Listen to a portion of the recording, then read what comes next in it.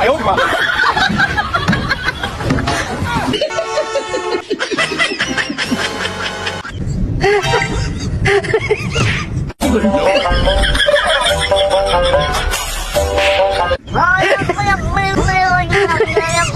有人。